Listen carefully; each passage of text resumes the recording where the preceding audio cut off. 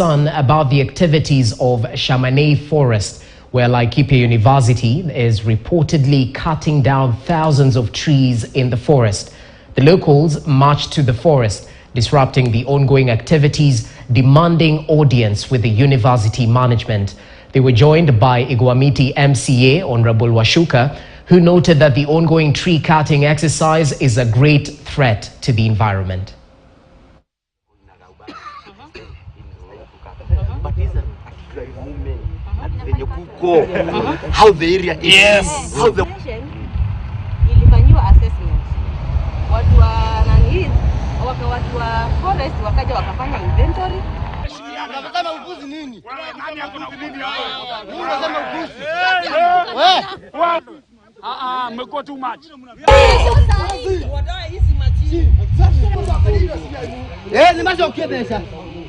The day before yesterday, our president was in Ethiopia complaining about the global warming, how it is going on. Lakini sasa changamuko ni hili, tunaona miti imeanza kukata huko kwetu. Yenyewe simba ya kukata miti. But before they do that, wangestahili kwanza wapande zingine kwa sababu wako na ardhi kubwa ya kupanda miti. Alafu diposa sasa wakipanda hiyo, iwage the other ones zikatwe. Hii university ni Laikipia jina. Sisi kama wakaaji wa Laikipia tunajua Laikipia University kwa jina, kwa sababu haisaidii hata kidogo. Hatuna watoto wetu hapa wameandikwa kazi.